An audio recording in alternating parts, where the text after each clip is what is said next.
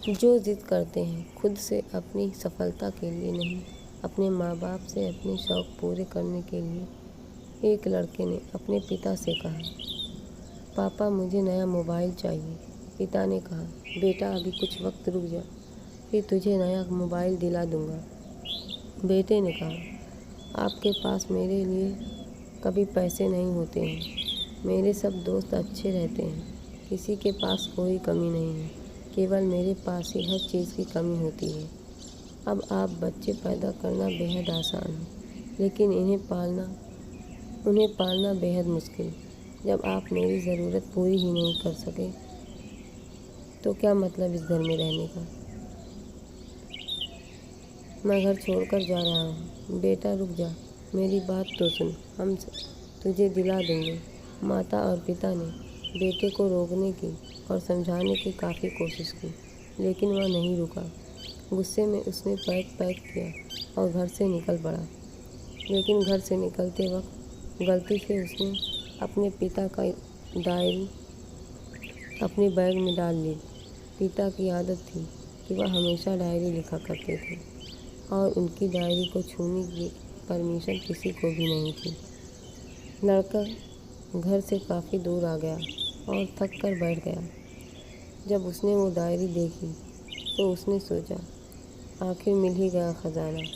आज पता चल जाएगा कि मेरे पिताजी ने कहाँ कहाँ दौलत छुपा रखी है और उन्हें किन किन लोगों से पैसे लेने हैं, और सारा का सारा लेखा जोखा आज मुझे मिल जाएगा। बेटे को लगा इस डायरी के पिताजी की सारी लेन देन का हिसाब होगा। जैसे ही लड़के ने उस डायरी को पढ़ना शुरू किया, उसकी आंखों से आंसू बहने लगे। डायरी के शुरुआती पन्नों में बेटे को जो बाइक दिलाई थी उसका हिसाब लिखा था, जिसकी ईएमआई पिताजी आज तक चुका रहे थे। दूसरे पन्नों में उसने कॉलेज की फीस और उस एडमिशन का खर्च लिखा हुआ था कि इन लोगों को इतने पैसे वापस देने हैं। और सबसे आखिरी पन्ने पर लिखा था कि बेटे को अब मोबाइल दिलाना है, उसके लिए मुझे कौन कौन उधार दे सकता है। उन सभी लोगों के नाम लिखे हुए थे। बेटे ने जैसे ही पढ़ा,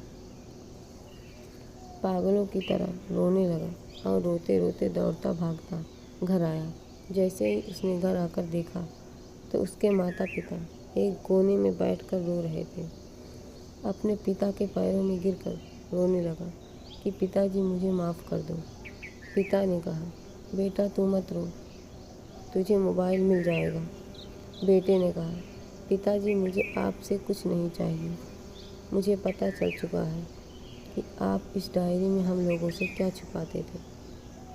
मैं अब आपको कोई काम नहीं करने दूंगा। मैं मेहनत करके सब कुछ ठीक कर दूंगा। यह सुनकर पिताजी बेटे को गले से लगा लिया। दोस्तों, माँ बाप अपना पूरा जीवन, अपनी पूरी खुशी अपने बच्चों के लिए कुर्बान कर देते हैं, लेकिन कुछ बच्चों को लगता है कि माँ बाप ने उनके लिए कुछ नहीं किया।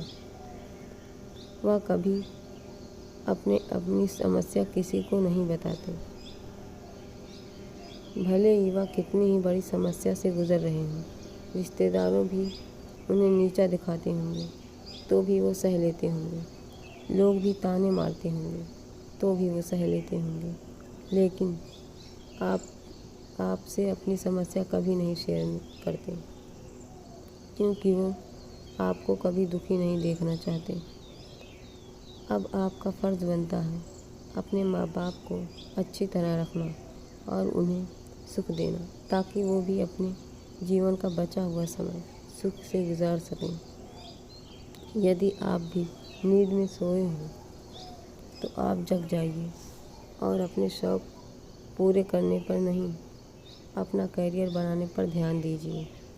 क्योंकि अगर आप अपने माँ बाप के रहते कुछ नहीं कर पाए तो बाद में आप सोने का महल भी बना लोगे ना, उसमें भी आपको नींद नहीं आएगी।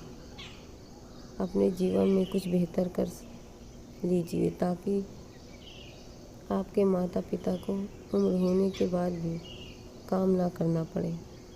अगर कहानी अच्छी लगी तो इसे सभी के साथ शेयर कीजिए, और अगर अभी तक लाइक नहीं की हो तो ज़रूर कीजिए। धन्यवाद। और चैनल पर सब्सक्राइब कीजिए।